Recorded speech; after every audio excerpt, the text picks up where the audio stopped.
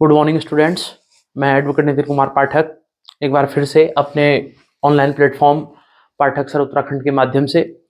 तो बच्चों, आज हमारा उत्तराखंड की क्लास में पहला वीडियो होने वाला है। तो मैं आपको सबसे पहले ये क्लियर कर दूं कि जो वीडियो आज मैं बनाने जा रहा हूँ ये किन किन बच्चों के लिए सबसे पहले महत्वपूर्ण है।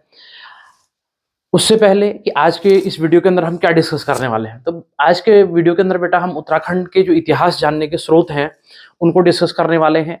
और ये वीडियो जो है बेटा सारे यूकेपीएससी के जो एग्जाम्स होने वाले हैं, यूके ट्रिपल एससी के जो एग्जाम होने वाले हैं, ऐसे जो एलटी एसएसटी लेक्चरर, आबकारी सिपाही, सब लोग जो भी उत्तराखंड में कंपटीशन एग्जाम होने वाले हैं उन सब की दृष्टि से ये लेक्चर अत्यंत ही महत्वपूर्ण है। इसलिए इस लेक्चर के अंत तक आप मेरे साथ बने रहेंगे। तो दोस्तों शुरू करते हैं। तो आज का हमारा टॉपिक है बेटा उत्तराखंड के इतिहास से जानने के स्रोत, यानी कि sources of history. Sources of history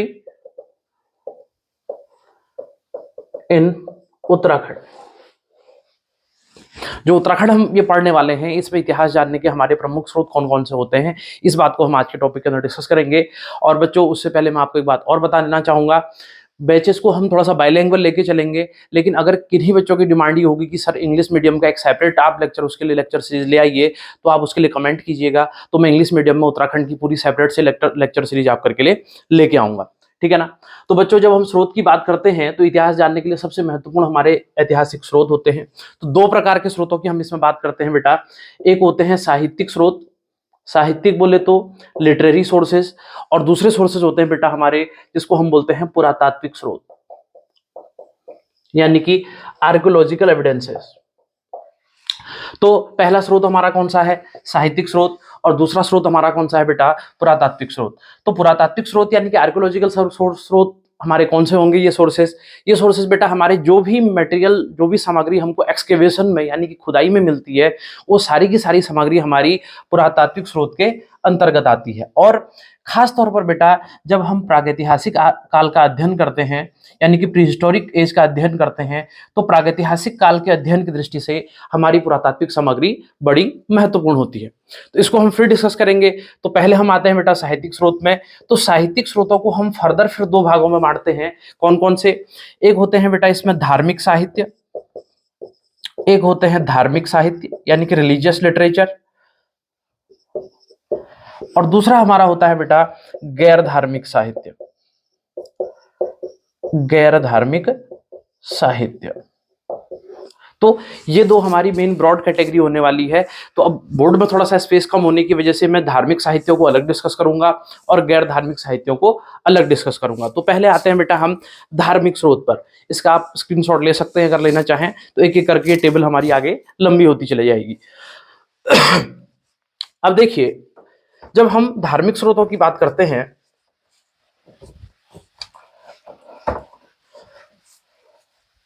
इसको भी मैं मिटा दे रहा हूं।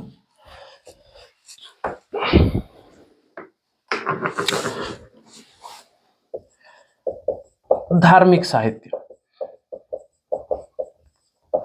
तो धार्मिक साहित्य को बेटा हम फिर से तीन भागों में बांटते हैं। कौन कौन से?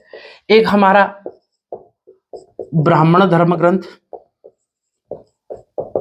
बोले तो ब्राह्मण लिटरेचर। दूसरा हमारे बौद्ध धर्म ग्रंथ, बोले तो बौद्धिस्ट लिटरेचर। और तीसरा बेटा हमारे जैन धर्म ग्रंथ। तीसरा हमारा जो सेक्शन है वह है जैन धर्म ग्रंथ। तो ब्राह्मण साहित्य के अंदर पहला नाम आता है बेटा ऋग्वेद का। ऋग्वेद के बाद दूसरा नाम आता है बेटा ऐत्रेय ब्राह्मण का। दूसरा नाम आता है ऐत्रेय ब्राह्मण का। तीसरा नाम आता है बेटा हमारे शतपथ ब्राह्मण का। चौथा नाम आता है महाभारत का। पांचवा नाम आता है बेटा स्कंद पुराण का। पांचवा नाम आता है हमारे स्कंद पुराण का। तो ये हमारे जो ब्राह्मण धर्म ग्रंथ है उसके अंतर्गत ये सबसे महत्वपूर्ण हो जाते हैं। और इसमें बेटा अगर हमसे सवाल ये पूछा जाए कि इन 5 ब्राह्मण धर्म ग्रंथों में से सर्वाधिक उत्तराखंड के संबंध में जानकारी किन ग्रंथों से प्राप्त होती है, तो सर्वाधिक जानकारी बेटा इन लास्ट के दो यानी कि महाभारत और स्कंद पुराण से।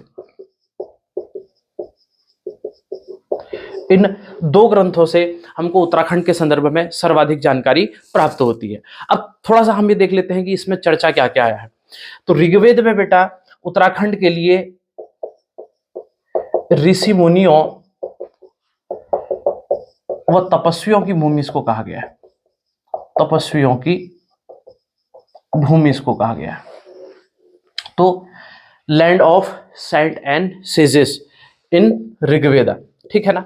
सेकंड हमारा आता है बेटा ऐत्रेय ब्राह्मण। ऐत्रेय ब्राह्मण में इस क्षेत्र को कहा गया है उत्तर कुरु। In Aitareya Brahmana this region is mentioned as Uttar Kuru. And further in Mahabharata particularly the Sabha पर्व,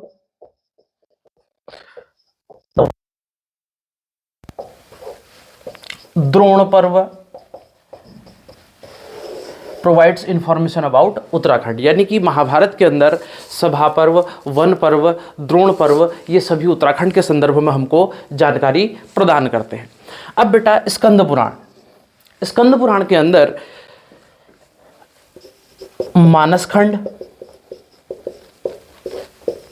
और केदारखंड दो उत्तराखंड के शब्दों का उल्लेख हमको मिलता है। तो स्कंद पुराण के अंदर basically Skanda Purana a type of story telling, इसमें जब शिवजी पार्वती को कर रहे होते हैं तो शिवजी इस समय बताते हैं कि हिमालय 5 भागों की उसकी जानकारी देते हैं। एक मानसखंड कहते हैं, एक केदारखंड कहते हैं, एक जालंधर कहते हैं, एक कश्मीर कहते हैं और एक नेपाल कहते हैं। तो 5 हिमालयों के संदर्भ में जानकारी किसमें हमारे स्कंद पुराण में दी हुई है। और उसमें से मानसखंड और केदारखंड ये दोनों संबंधित हैं बेटा किससे, हमारे उत्तराखंड क्षेत्र से। तो मानसखंड कहा गया है हमारे कुमाऊं क्षेत्र को और केदारखंड कहा गया है हमारे गढ़वाल क्षेत्र को। अब देखिए बेटा इसमें एक डिस्प्यूट भी है। डिस्प्यूट क्या है थोड़ा सा हम इसको भी समझ लेते हैं। अब कुछ इतिहासकारों का तो ये मानना है कि जो ये मानसखंड और केदारखंड है ये स्कंद पुराण के ही 2 भाग हैं। लेकिन एक उत्तराखंड के हमारे जो आधुनिक इतिहासकार हैं डॉक्टर यशवंत सिंह कठोच जी ये मानते हैं कि ये जो मानसखंड है ये चंदकाल की रचना है और जो केदारखंड है ये पवार काल की रचना है। यानी कि कुमाऊं और गढ़वाल में 2 राजवंश हुए हैं मध्यकाल में, कुमाऊं क्षेत्र का चंद राजवंश और गढ़वाल क्षेत्र का पवार राजवंश। तो इनका मानना है कि मानसखंड किसको कहा गया है, कुमाऊं क्षेत्र को कहा गया है और केदारखंड कहा गया है बेटा किसको, गढ़वाल रीजन को, ठीक है। अब देखिए यहाँ पर एक बात मैं और क्लियर करता हुआ आपको चलूँ, ये शब्द आया है बेटा इसमें पर्व। ध्यान रखना महाभारत के अंदर 18 चैप्टर्स हैं।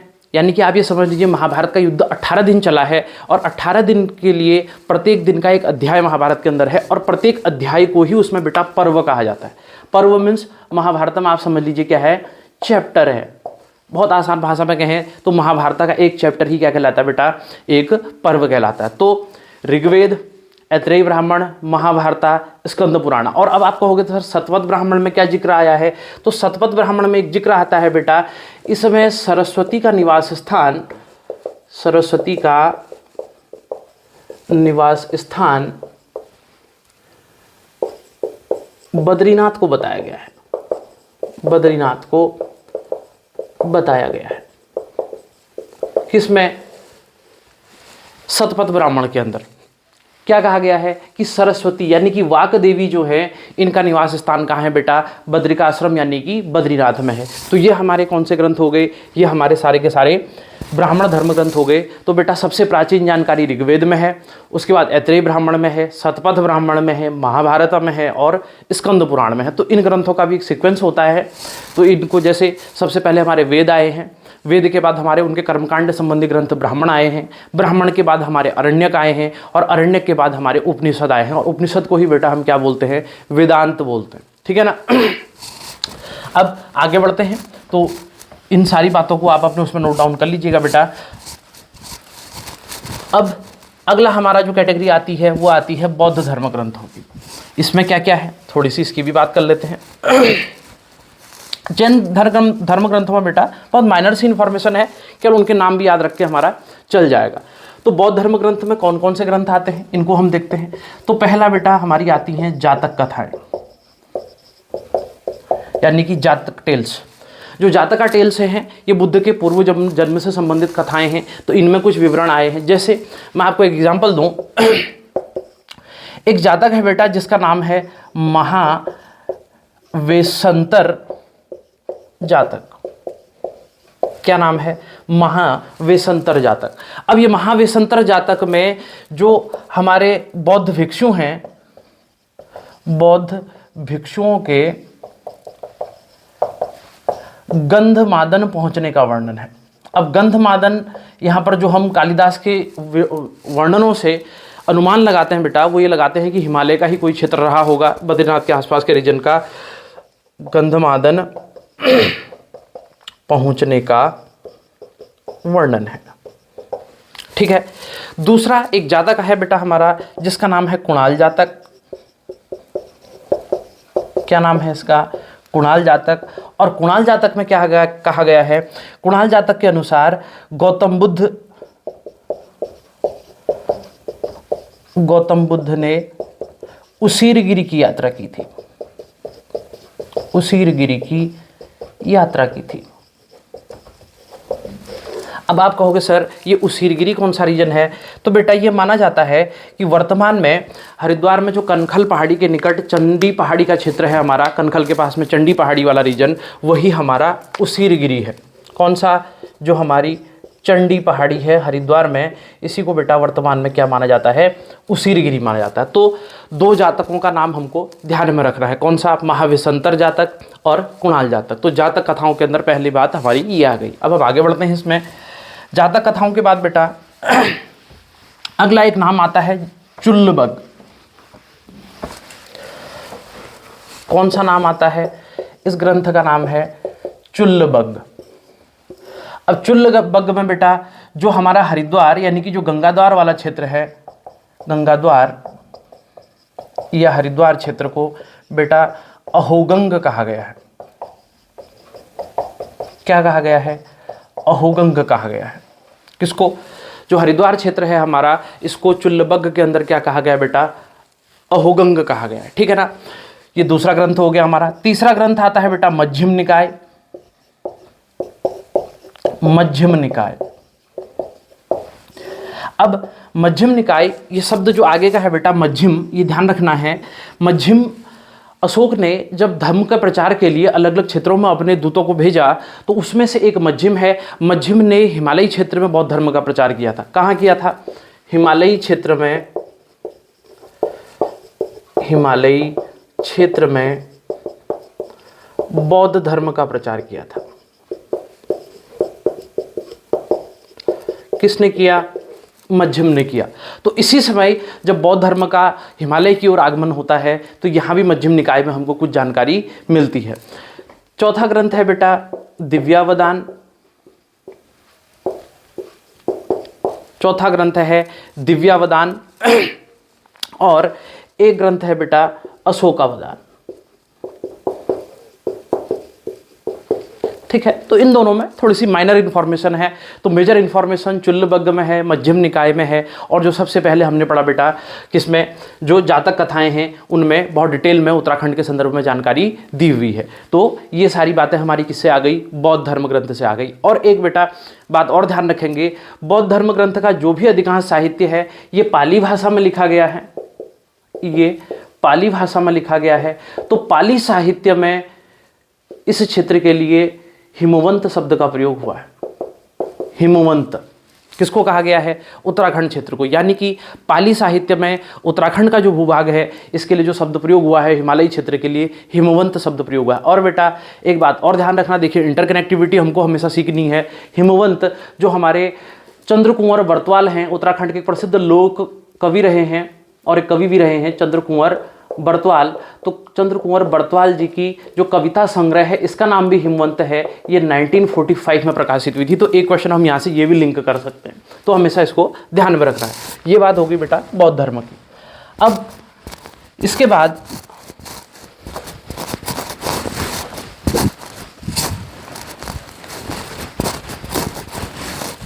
आता है जैन धर्म ग्रंथ। तो जैन धर्म ग्रंथ में क्या क्या आते हैं? महावंश,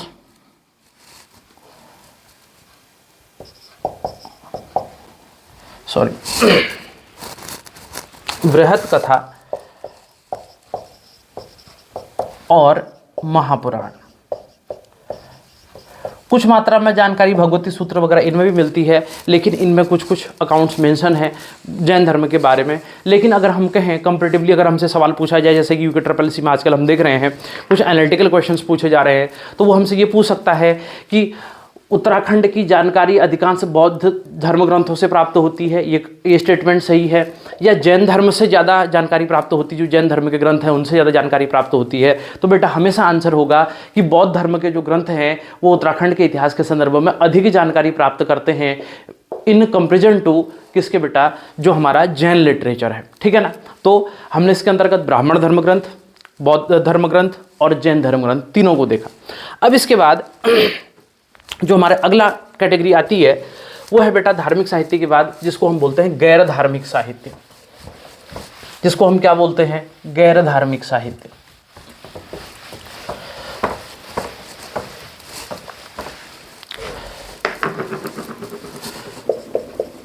गैर धार्मिक साहित्य, इंग्लिश में इसको हम बोलेंगे बेटा नॉन रिलीजियस लिटरेचर, या इसको हम सेक्युलर लिटरेचर भी कह सकते हैं। ठीक है ना। अब गैर धार्मिक साहित्य में क्या क्या आएगा, एक तो सबसे पहले हम बात करें पाणिनि की अष्टाध्यायी आती है। आप कहोगे सर अष्टाध्यायी से किसके संदर्भ में जानकारी मिलती है, तो अष्टाध्यायी से बेटा हमको कुलिंद राजवंश की जानकारी मिलती है। पढ़ेंगे हम कुलिंद डायनेस्टी में इसको। तो किसने लिखा है अष्टाध्यायी को, पाणिनि ने लिखा है। दूसरा बेटा अर्थशास्त्र से हमको जानकारी प्राप्त होती है, कौटिल्य ने इसको लिखा है।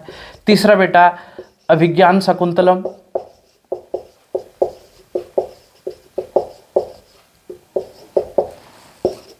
ऋतु संहार, मेघदूत, ये तीनों कालिदास के हैं। फिर बेटा एक ग्रंथ है काव्य मीमांसा, इसको राजशेखर ने लिखा है। फिर एक ग्रंथ है हर्षचरित, इसको बाणभट्ट ने लिखा है।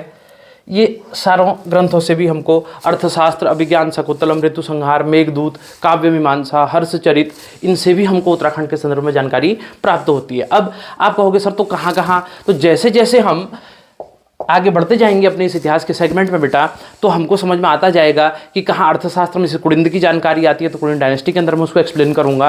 तो अलग अलग डायनेस्टी जिनके बारे में जानकारी आएगी वो सब इसके अंदर रखे जाएंगे। अब गैर धार्मिक साहित्यों में एक और भी कुछ ग्रंथ आते हैं जिनको हम कहते हैं बेटा दरबारी साहित्य। तो इनको आप देख लीजिएगा, अर्थशास्त्र है, अष्टाध्यायी है, अर्थशास्त्र है, अभिज्ञान शकुंतलम है, ऋतु संहार, मेघदूत, ये सारी चीज़ें हैं, इनको आप नोट डाउन कर लीजिएगा। अब आगे बढ़ते हैं। अगला है बेटा कोर्ट लिटरेचर, ये गैर धार्मिक साहित्य के अंदर ही आएगा। गैर धार्मिक साहित्य का मतलब है बेटा ऐसा साहित्य जिसके लिखने का जो केंद्रीय विषय वस्तु है वो धर्म और कर्मकांड नहीं है, ये ध्यान रखिएगा। मेन जो इनके बीच में डिफरेंस है, इनको लिखने का मेन एंगल धार्मिक पर्पस नहीं है या कोई कर्मकांड या कोई सेक्रीफाइस सिस्टम रिचुअल को बताना नहीं है, बल्कि उससे कुछ अदर सब्जेक्ट्स हैं। तो हम देखते हैं दरबारी साहित्य में क्या आएगा।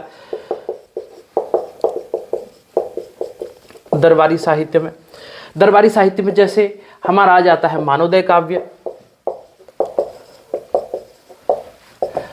कवि भरत ने इसकी रचना की है। दूसरा हमारा आ जाता है रामायण प्रदीप,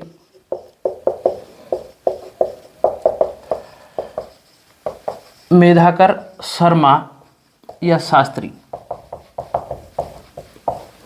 इसने इसकी रचना की है। तीसरा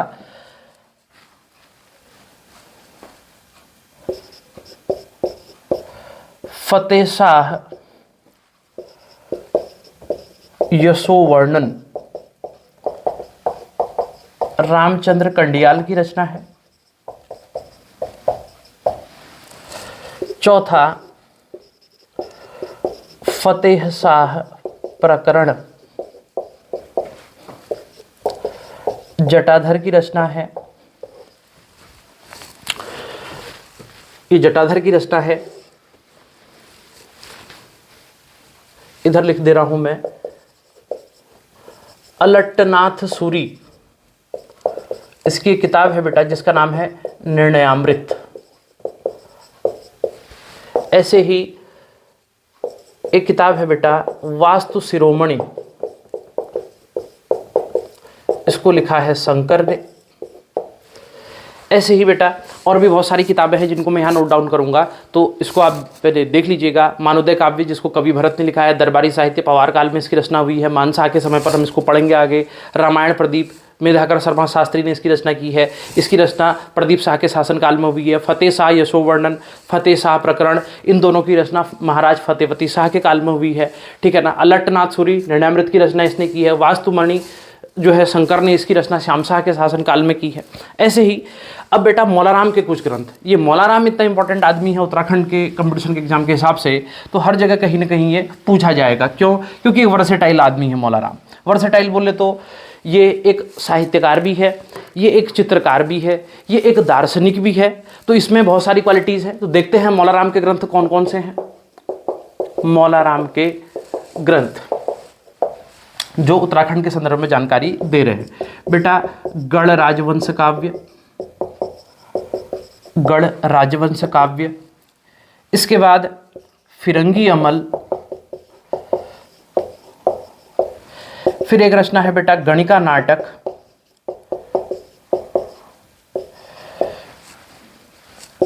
एक रचना है बेटा सुदर्शन दर्शन,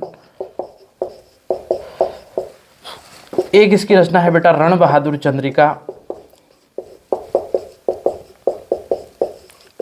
और एक इसकी रचना है बेटा जोरावर चंद्रिका। अब इसमें से आपसे पूछा जा सकता है, जो पहला वाला ग्रंथ है बेटा मौलाराम का गढ़ राजवंश काव्य। गढ़ राजवंश काव्य ध्यान रखिएगा बेटा, ये ब्रज भाषा में लिखा गया है। किस में लिखा गया है? ये ब्रज भाषा में लिखा गया है। गढ़ राजवंश काव्य की भाषा क्या है? ब्रज भाषा है, ध्यान रखिएगा, बहुत इंपॉर्टेंट। अब देखना इसी से मिलता जुलता एक ग्रंथ और है जिसका नाम है गणराज वंशावली। गणराज वंशावली, ये गणराज वंशावली जो है बेटा, इसको लिखा है कवि देवराज ने। ये वंशावली है, किसने लिखा है? कवि देवराज ने। और ये सारे के सारे ग्रंथ किसके हैं बेटा? मौलाराम के हैं। तो मौलाराम के 1 2 3 4 5 ये 6 ग्रंथ आपको ध्यान में रखने हैं, ये बहुत इंपॉर्टेंट हैं। और ऐसे ही गणराज जो वंशावली है बेटा, ये कवि देवराज ने इसको लिखा है। ये भी पवार राजवंश की वंशावली जानने के लिए बहुत इंपॉर्टेंट स्रोत हो जाता है, ठीक है ना। अब आगे बढ़ते हैं।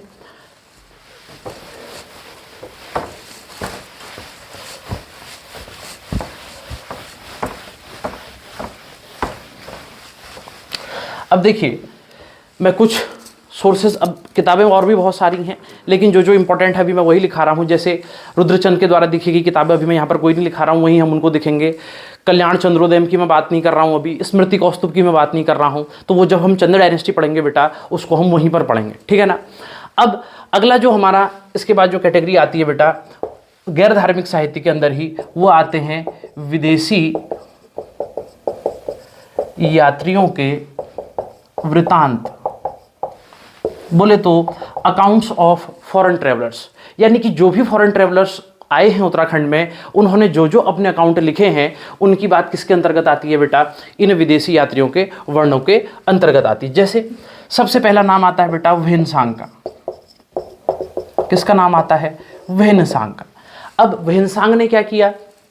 व्हेनसांग ने जो अपना ट्रैवल अकाउंट लिखा बेटा CUकी नाम से, इसमें इसने जब उत्तराखंड भ्रमण पर आया तो बहुत सी चीज़ों के बारे में जानकारी दी है। जैसे व्हेनसांग कहता है कि मैं जब गोविसाण पहुंचा, अब आप कहोगे तो गोविसाण क्या है? गोविसाण बेटा काशीपुर को इसने कहा है। ये कहता है कि मैं गोविसाण पहुंचा तो वहाँ से एक चाइनीज डिस्टेंस बताता है यूनिट, उसके हिसाब से एक ब्रह्मपुर की बात करता है। ये ब्रह्मपुर पौरव राजवंश की राजधानी मानी जाती है। इसके बारे में भी हम पर्वताकार डायनेस्टी एक टॉपिक पढ़ेंगे अलग से, उसके अंदर डिस्कस करेंगे। एक सुवर्ण गोत्र देश की बात करता है, ये सुवर्ण गोत्र देश की बात करता है। और एक बेटा ये स्त्री देश की बात करता है। अब क्या कहता है व्हेनसांग? ये कहता है कि मैं गोविसाण राज्य में पहुंचा और उसके बाद ब्रह्मपुर राज्य में पहुंचा, तो ब्रह्मपुर राज्य के लोगों के बारे में ये कहता है कि यहाँ के लोग ये बड़े गुस्सैल स्वभाव के लोग हैं। कौन? ब्रह्मपुर राज्य के लोग। और साथ साथ में बेटा यहाँ पर 4 से 5 बौद्ध मठ होने की जानकारी भी हमको व्हेनसांग देता है। कहाँ पर? ब्रह्मपुर राज्य के अंदर। इसके बारे में हम आगे पढ़ेंगे। सुवर्ण गोत्र देश, ये कहता है कि ब्रह्मपुर राज्य के उत्तर में एक सुवर्ण गोत्र देश था, और कहता है कि उसके उत्तर में स्त्री देश था। और स्त्री देश के बारे में ये कहता है कि जो स्त्री देश था, यहाँ की शासक एक महिला हुआ करती थी। कौन हुआ करती थी? महिला हुआ करती थी। इसीलिए बेटा आगे चल करके राहुल सांकृत्यायन इसके संदर्भ में ये कहते हैं कि शायद ये किन्नौर क्षेत्र, उत्तराखंड से लगा हुआ हिमाचल का क्षेत्र और तिब्बत का जो सीमांत क्षेत्र था, वहाँ पर कहीं स्त्री देश रहा होगा। क्यों? क्योंकि जो किन्नौर का समाज है या हमारी जो जौनसारी ट्राइबल सोसाइटी है, उसमें महिलाओं का स्थान पुरुषों की तुलना में काफ़ी ऊपर होता है, और महिलाओं को काफ़ी सारे एक्स्ट्रा राइट्स उनके सोसाइटी के हिसाब से सामाजिक मायनों में प्राप्त होते हैं। तो हो सकता है कि उसी क्षेत्र में ये कहीं स्त्री देश रहा हो। तो ये बात किसकी है बेटा? व्हेनसांग के यात्रा विवरण की। और व्हेनसांग ने इसी समय मयूरपुर यानी कि हरिद्वार, गंगा द्वार का भी उल्लेख किया है। उसकी बात भी हम आगे करेंगे। तो पहला अकाउंट हमारा हो गया किसका? व्हेनसांग का। इसके बाद बेटा अगला जो अकाउंट आता है,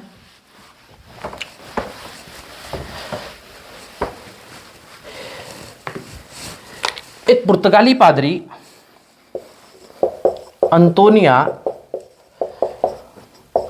दी आंद्रोथ, यानी कि इंग्लिश में अगर इसको हम लिखेंगे तो एंटोनिया डी एंड्रोट हो जाएगा ये, ठीक है ना। तो ये 1624 में 1624 में श्याम शाह के समय पर श्रीनगर में आया था, और श्रीनगर आने वाला ये पहला जेसुइट पादरी था। ये प्रीस्ट भी था।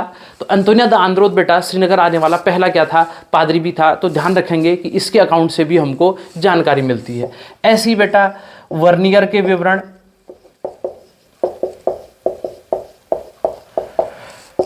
हार्डविक के विवरण,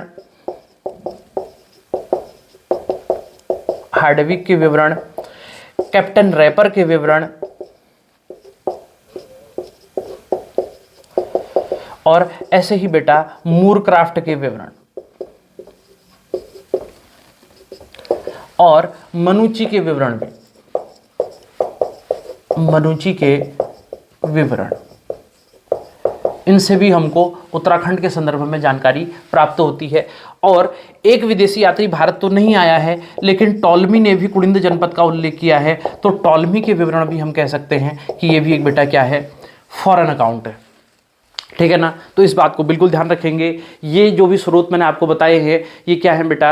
ये अलग अलग समय पर जो यात्री उत्तराखंड में आए हैं उनके बारे, उन्होंने इसके बारे में जानकारी दी। जैसे हार्डविक, कैप्टन रैपर और मूरक्राफ्ट, इनके विवरणों में बेटा हमको उत्तराखंड में गोरखा राज्य के दौरान जो भी अत्याचार हुए, जैसी पॉलिसी गोरखाओं ने चलाई जिसके कारण उत्तराखंड के एग्रीकल्चर की जो समय दुर्दशा हुई, लोगों ने अपने गाँव छोड़ दिए, बहन बेटियों की इज्जत सुरक्षित नहीं रही, तो इस वजह से ये सारे विवरण हमको यहाँ मिलते हैं। और बेटा जब 1815 में अंग्रेजों ने उत्तराखंड पर आक्रमण किया तो इनके विवरण बड़े सहायक बने, किसके लिए?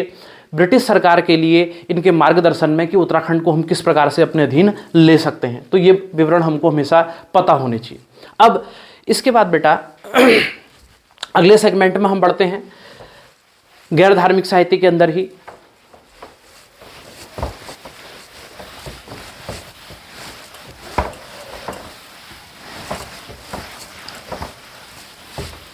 ये विवरण कौन से हैं?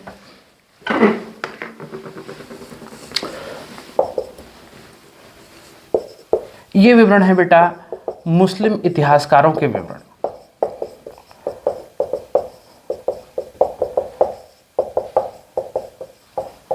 ये विवरण है मुस्लिम इतिहासकारों के विवरण। अब किस किस ने? जैसे बेटा बदायूनी के विवरण,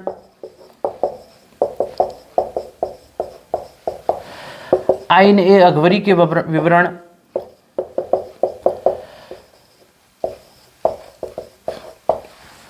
जहांगीरनामा के विवरण, और शाहनामा के विवरण। अब बेटा इसमें से भी ये दो आईने अकबरी और जहांगीरनामा विशेष रूप से इम्पोर्टेंट हैं, क्योंकि आगे इनके रेफरेंस आएंगे। तराई भाबर के बंदोबस्त के बारे में जानकारी प्राप्त होती है आईने अकबरी से, और जहांगीरनामा से चंद राजवंश के साथ मुगलों के संबंध और पवार राजवंश के साथ मुगलों के संबंध, इसके बारे में भी जानकारी हमको जहांगीरनामा से प्राप्त होती है। तो ये बेटा ये कौन से स्रोत हो गए हमारे मुस्लिम इतिहासकारों के विवरण गैर धार्मिक साहित्य के ही अंतर्गत। अब इसके अलावा एक अलग से हम कैटेगरी कह सकते हैं बेटा, जिसको हम कहते हैं लोक साहित्य। अब लोक साहित्य क्या होता है? लोक साहित्य, फोक लिटरेचर। बेटा ये ऐसा लिटरेचर होता है, कई बार ये डॉक्यूमेंटेड तो नहीं होता है, लेकिन इतिहास जानने के लिए या हमारी संस्कृति की जानकारी के लिए या हमारे पुराने राजनीतिक संबंधों को जानने के लिए इनका विशेष महत्व होता है। जैसे इसमें क्या क्या आते हैं? जागर गाथाएं, जागर गाथाएं जिनको भड़ों या पवाड़े भी कहा जाता है। भड़ों और पवाड़े जनरली बेटा गढ़वाल क्षेत्र में प्रयोग होने वाला शब्द है, और जबकि जागर गाथाएं सामान्यतः इसका उपयोग कुमाऊं क्षेत्र में होता है। लेकिन भाषा इसमें कोई बैरियर ज्योग्राफिकल डिवीजन का नहीं है, लेकिन मोटा मोटी हम इसको समझने के लिए कह सकते हैं कि जागर सब्जेक्ट तीनों का एक ही है। इसमें क्या किसी राजा की वंशावली हो सकती है, किसी राजा के राजनीतिक तंत्र के बारे में जानकारी हो सकती है, उसके प्रशासनिक केंद्रों के बारे में जानकारी हो सकती है। लेकिन जागर गाथाओं के अध्ययन में एक बात हमको बहुत बेसिकली ध्यान रखनी है, इसमें कई बार अतिशयोक्तिपूर्ण विवरण भी होता है बेटा, अतिशयोक्तिपूर्ण विवरण होता है। बोले तो हाइपरबोलिक एलिमेंट हमको ज़्यादा मिलता है कभी कभी, तो इसका ऐतिहासिक महत्व इसलिए थोड़ा सा कम हो जाता है, लेकिन इंपॉर्टेंट है। अब ये जागर गाथाएं बेटा जो हमारे बागजी होते हैं या जो हमारे जगरिये होते हैं, इनके द्वारा ये ट्रेडिशन टू ट्रेडिशन यानी कि एक पीढ़ी से दूसरी पीढ़ी में जाते रहती हैं। इनका कोई लिखित स्वरूप नहीं है, इनका कोई लिखित स्वरूप नहीं है। ठीक है, हमारे कुमाऊनी गढ़वाली भाषा में आणे पखाणे भी इसी के अंदर हम रख सकते हैं। आणे पखाणे, अभी रिसेंटली उसने सवाल पूछ लिया था कि आना क्या होता है, मुहावरा होता है, पहेली होती है। तो आणे पखाणे बेटा आना जो होता है ये मुहावरा होता है, ध्यान रखना, सॉरी पहेली होती है। आना पहेली होती है, मुहावरा नहीं, पहेली होती बेटा, इसको ध्यान रखिएगा आप। तो ये है बेटा हमारे क्या लोक साहित्य। तो आज के वीडियो के अंदर हमने सारे के सारे जितने भी हमारे लिटरेरी सोर्सेज हैं इनके बारे में पढ़ा, और अगर आपको इनके बारे में और डिटेल्ड वीडियो चाहिए या और ज़्यादा जानकारी चाहिए तो जितना मेरा कम समय में संभव था मैंने आपको मैक्सिमम जानकारी दी। अगर आपको इसके संबंध में और ज़्यादा डिटेल में जानकारी चाहिए तो आप हमको कमेंट कर सकते हैं, और अपने सुझाव हमको सीधे सीधे पाठक सर उत्तराखंड @gmail.com पर भी आप हमको अपने सुझाव सीधे सीधे भेज सकते हैं। तो आपके सुझावों का बहुत बहुत हम आकांक्षी हैं और उसको हम करने का भी प्रयास करेंगे जो आप हमको सुझाव देंगे। तो बेटा अंत में अपनी बात को मैं समाप्त करता हूँ। तो इस वीडियो को ज़्यादा से ज़्यादा आप शेयर कीजिए, सब्सक्राइब कीजिए, चैनल को भी आप सब्सक्राइब कीजिए, ज़्यादा से ज़्यादा लोगों तक इस बात को पहुंचाइए। और फर्दर इसमें अगर आपको कोई डिटेल में और जानकारी चाहिए होगी तो उसके लिए भी आप कमेंट कीजिए, तो मैं और एक डिटेल्ड एनालिसिस का वीडियो आपके लिए लेकर आऊँगा। तब तक के लिए बने रहिए। नमस्कार, धन्यवाद।